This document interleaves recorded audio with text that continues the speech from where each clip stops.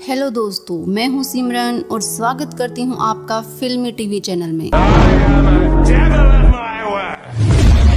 तो मूवी की शुरुआत में हम ब्रायन और कैसी को देखते हैं। कैसी ब्रायन की फियोंसी थी, लेकिन कुछ टाइम से इनका रिलेशन कुछ ठीक नहीं चल रहा था। इसीलिए ये लोग अपना रिलेशन ठीक करने के लिए दूसरी कंट्री में जाकर एक घर रेंट पर लेते हैं। रात होने पर ये दोनों वाइन पीते हुए बातें कर रहे थे कि तभी इनका फोन बजता है। तो ये लोग डिसाइड करते हैं वो आज रात बस एक दूसरे की बाहों में रहेंगे, इसीलिए फोन्स वगैरह कुछ भी यूज नहीं करेंगे। ये सुनकर ब्रायन फोन को ऑफ करके रखने जाता है तो देखता है कैसी के फोन पर किसी आदमी की कॉल आ रही थी। ये वही आदमी था जिसके लिए कैसी ने ब्रायन के साथ चीट किया था। ये देखने पर ब्रायन का मूड खराब हो जाता है। आज वो अच्छे से इंटीमेट होने वाले थे, लेकिन मूड खराब होने की वजह से ब्रायन ये सब नहीं कर पाता, जिससे कैसी भी गुस्सा हो जाती है, जो कि ब्रायन से बातें किए बिना ही सो जाती है। और फिर अगली सुबह वो जॉगिंग के लिए जाती है तो अपसेट होने की वजह से वो गिर जाती है और उसके पैर में चोट आने से वो चल नहीं पाती। तो वो रोड साइड पर आकर लिफ्ट मांगती है तो फेडरिको नाम का आदमी उसे लिफ्ट दे देता है। फेडरिको उनसे कुछ दूरी पर ही रहता था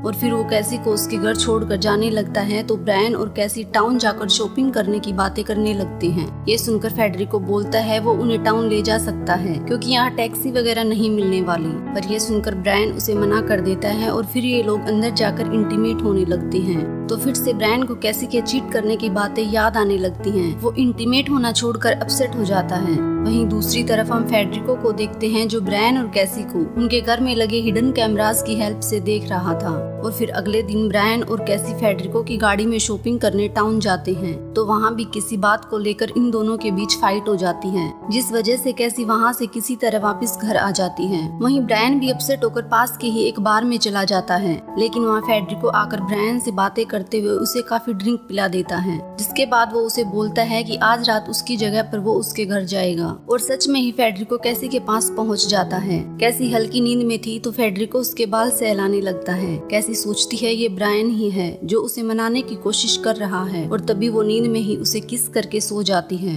वहीं अगली सुबह होते ही ब्रायन जल्दी से कैसी के पास पहुंचता है। वो उसे उठाकर गुड मॉर्निंग बोलकर शावर लेने चला जाता है, पर तभी उसे पिछली रात फेडरिको के साथ हुई बात याद आती है। तो वो कैसी से पूछता है क्या रात को फेडरिको उसके पास आया था, लेकिन यहाँ कैसी को कुछ भी याद नहीं था। तो वो फिर से ब्रायन के साथ फाइट करने लगती है और बोलती है फेडरिको एक अच्छा आदमी है जिसने कई बार उनकी हेल्प की है। ये सुनने के बाद ब्रायन कैसी को मनाकर उसके साथ इंटीमेट होने वाला था, पर तभी वो नीचे बेसमेंट में वाइन लेने जाता है। तो इसी बीच अचानक से वहाँ का दरवाजा बंद हो जाता है, तो ब्रायन वहाँ से निकल नहीं पा रहा था। वहीं हम उसी घर में फेडरिको को देखते हैं जिसने ब्रायन को बेसमेंट में लॉक किया था। इसके बाद वो कैसी के बेडरूम में ब्लाइंड फोल्ड रख देता है। कैसी भी सोचती है वो ब्रायन ने ही रखा होगा और वो उसे पहन लेती है, जिसके बाद फेडरिको आकर कैसी के साथ इंटीमेट होने लगता है। वहीं दूसरी तरफ बेसमेंट में ब्रायन को एक हिडन दरवाजा मिलता है, जिसके जरिए वो एक रूम तक पहुंच जाता है। फेडरिको भी उसकी आवाज सुनकर वहां से भाग जाता है, तो कैसी को भी काफी अजीब लगता है ब्रायन बीच में ही कहाँ चला गया।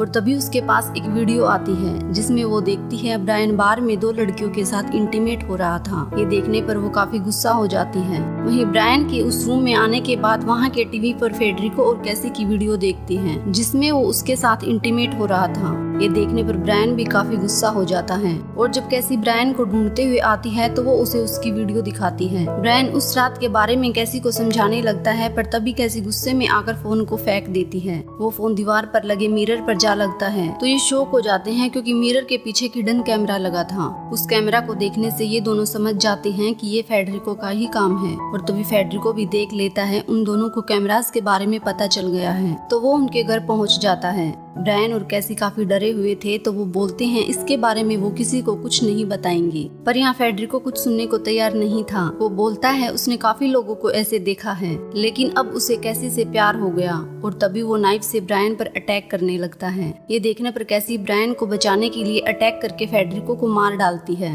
इसके बाद ये लोग जल्दी से ये सब साफ करते हैं, तो तभी होम का ओनर आ जाता है, क्योंकि ब्रायन ने एक बार उसे फेडरिको के बारे में बताया था कि वो उन्हें परेशान करता है।